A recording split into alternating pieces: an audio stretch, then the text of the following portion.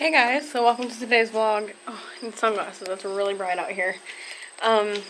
We are gonna go, Manny's actually vacuuming my parents' car right now, and I am gonna go out with the Clorox wipes and wipe it down inside. Everything kind of cleaned up, and I love Clorox wipes. This is always my favorite job. They work so good. Manny says I'm like weirdly obsessed with them. There's some kind of big and nasty bug over there. Absolutely not. Okay, so right now we are making a fall DIY craft, and tonight we're just gonna do the painting part of it, and then tomorrow we're gonna finish the rest of it, but it's with mason jars, which are always like my favorite kind of crafts to do. Okay, so we're using this paint. It's called Milk Paint. It's the color Britches, and it is I don't know what kind of paint it is, but anyway, it looks like this. It is chalk paint? Yep. It's a chalk paint. So, I use this little sponge brush. Mom used that kind of brush, and hers, I think, looks better so far, but I think it'll be fine. I'm going to put more on to let it dry and then put another coat. So anyways, we're going to do 4 of these.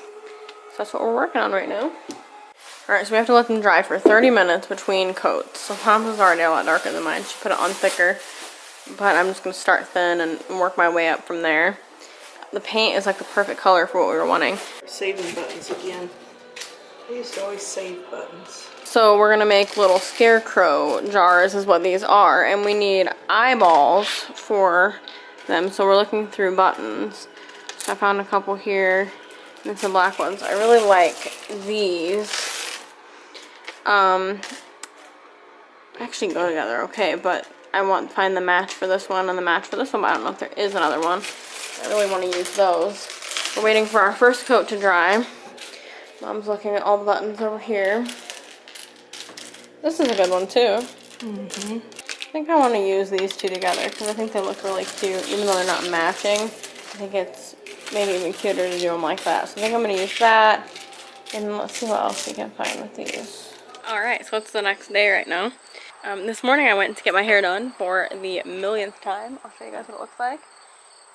My aunt did it this time. My aunt is a hairstylist and also like runs a beauty school and stuff.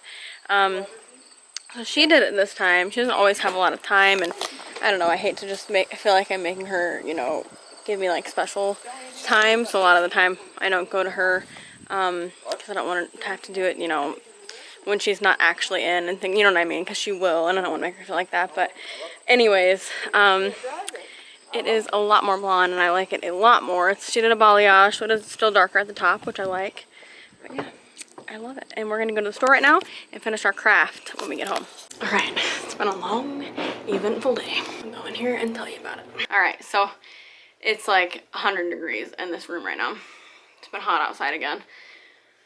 Not really that hot, but hotter than it has been. Anyways, so I want to tell you guys a story from today. It is a really cute story. So we pulled up to the Kohl's parking lot, and we looked out, and there was an older man laying in the parking lot. I didn't know what had happened at first.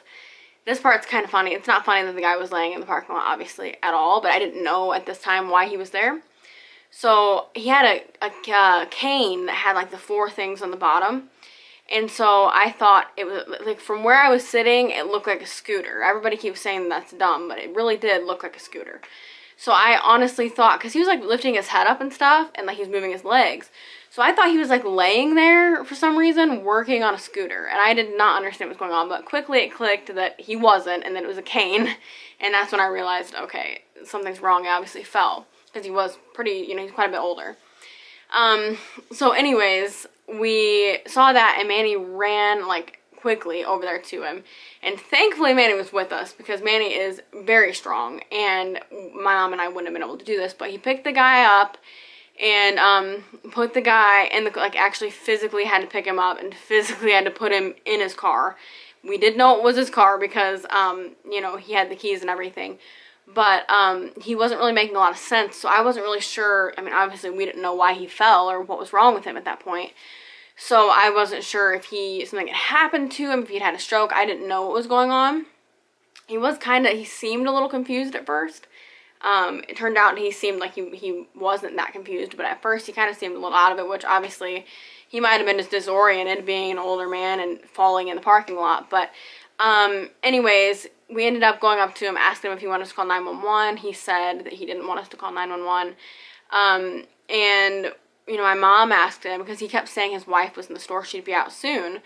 So my mom said we could go page her if he wanted us to, and he said that he did. So we went to go inside to page her. Manny offered to sit with the guy, and he wanted him to, you know, to make sure that he didn't try to get up and fall again. We didn't know if he was just totally confused or what was going on with him. So anyway, we went inside to have the girl working there page his wife. He told us her name and his name. And so anyway, we go inside to have her page him, and we told her the names and everything, and the girl was she didn't really know what to say. You could tell. She was kind of like taken off guard. And then she stood there for a second, and then she leaned forward, and she was like, I don't know what to say. And so we told her, like, pretty much word for word what to say, which is kind of funny, but, like, I understand. It would take you off guard. And she was younger and everything and probably hadn't had to do that. So anyways, she ended up paging the wife, but she said it kind of quietly. And if you're not listening, I mean, who really pays attention to that kind of stuff most of the time? So I figured the wife didn't even hear it or, you know, wasn't paying attention to it. But anyway, then I think it was probably a manager of Kohl's or something. I don't really know. But she went out to check on the guy because she heard us talking about it. And asked him again about 911. He did not want us to call 911. I know some people might think we should have anyway, but he was up and moving and didn't say anything was hurting. He was he said his wife was in there making sense, explaining things. So we figured if we did call 911, I mean, he would just tell them he's not going to go. You know, an ambulance can't force him to. So it wouldn't have really been a point to call 911. And now if he had been actively, like, you could tell something was severely wrong, obviously we would have. But,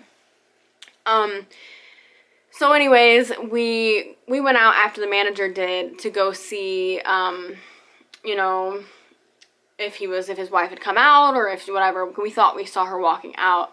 And we went outside. She was walking out, and she had a walker, and then she had a little girl with her. And then, I didn't know this at the time, but there was also a woman that was probably in her 40s or something that was with him. I think it was probably his daughter.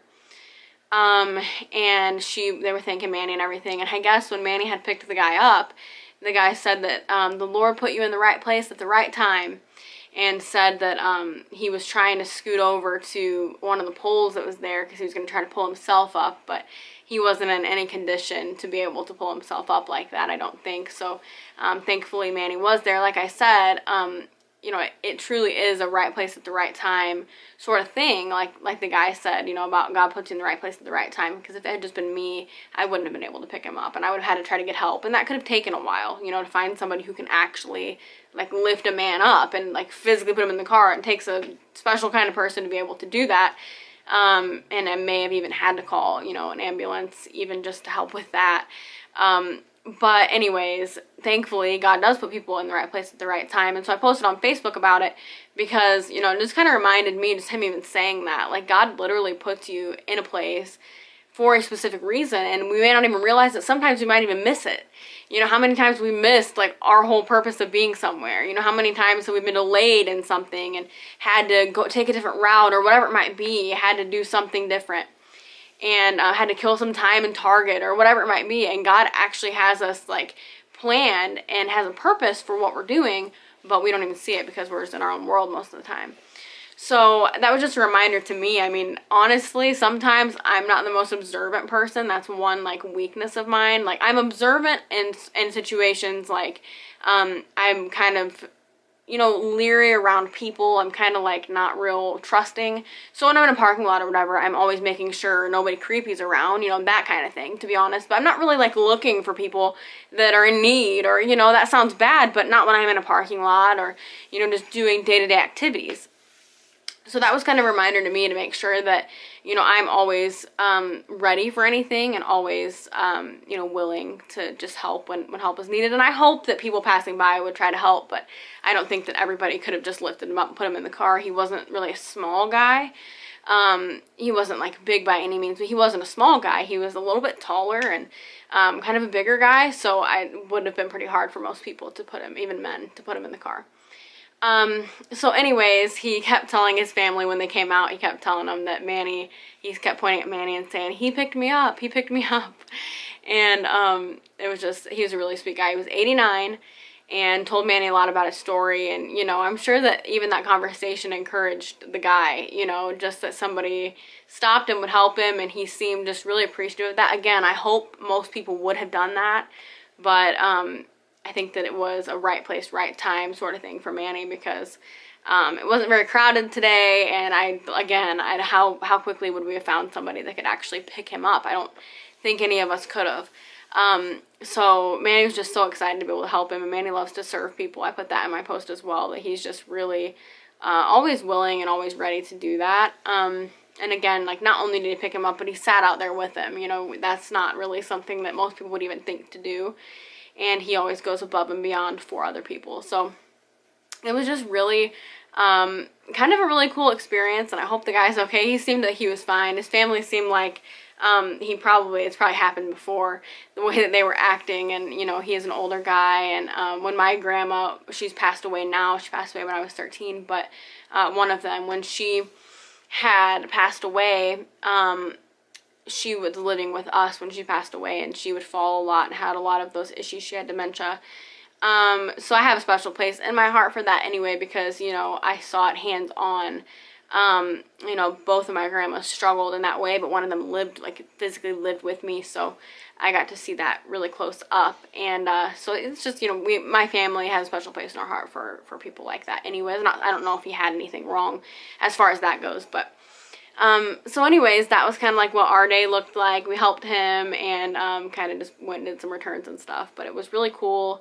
And be on the lookout today, because God's put you somewhere for a reason, even if you don't want to be there. He's put you there for a reason, and there's something for you to do. So just a little reminder for everybody, because it reminded me today. Okay, so I wanted to end the vlog tonight, but I want to show you guys our DIY project when it's finished, our fall project, and it's not finished yet because we have to had to wait for the paint to dry and had to do another coat tonight, and just, you know, couldn't finish it tonight. So we're going to be finishing that tomorrow early. So I'm going to finish that early on the vlog with you guys, and then end the vlog and edit it earlier and get it posted. And then I want to get back on a daily posting. I've been vlogging daily, but a daily posting routine. Right out, we have a treat for you. What did I tell you? What's your review? 10 out of 10? She loves it. We got a treat for Grey Dot in our Pinch Me box, and she loves it. So we've got the jars painted. Mine, like, at the top, these are the ones I painted. At the top, they didn't go all the way up, but it doesn't really matter because we're going to cover that anyway with something. We have some buttons over here, and I think she got some new ones too. Yeah, right here. We really liked this kind. So we have this raffia. Is that how you say it? Raffia? Raffia. And then we have a hot glue gun. We have this ribbon stuff. Is it called ribbon? I don't know. It's like the, can't think of the word for that, but it looks like the burlap. And that's all we need. And the buttons. And then we're going to use a Sharpie, right? We're going to use a Sharpie to make the mouth on there. So we need a black Sharpie too. Manny's putting the dishes away. Hero's putting the dishes away. Yeah, he's a hero now. I need a hero. What does dreadlocks have anything to do with what we're doing? I'm saying, she asked me what I said, and I'm giving her an explanation. Alright, so Manny, thank you for being so loud. I love it. Appreciate you. He's throwing everything. Oh my god. Okay.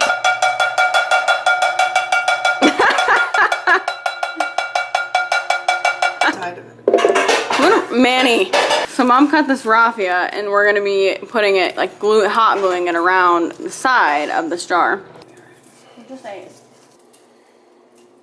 Oh. Oh, you said it wouldn't burn you. Told you it will. Well, Just I have to do it quickly stuff them because, on there. well, that's look cute. You can peel them off if they don't. Manny, Pull it back. get out of the way first. You don't even like them. Yes, I do. Who told you? I don't understand why you guys make stuff up about what I like and don't like. So this is what we're attempting. Okay. Finish the raffia on this one. Put 2 layers of it. And now we are trying to put the ribbon on there. Okay. Have you guys ever seen the movie Castaway? With Tom Hanks. Manny and I dressed up for Halloween one time. I was Wilson and he was whoever Tom Hanks is in the movie. And anyway, so this way it is right now kind of reminds me, or Mom said it, but kind of reminds us of Wilson from Castaway. That's really funny. We're doing the eyes right now. See, this one worked better. There we go. That's the eyes so far. They don't. Alright, so I'm practicing. We're gonna draw the mouth on. So I did the mouth with, okay, it's not focusing. I did the mouth with a pencil. And I'm gonna go in with a Sharpie and do over it. So hopefully it looks cute. Every mouth on all these is gonna look a little bit different because we're just drawing it. And I don't know how good it's gonna be, but I think it should be okay.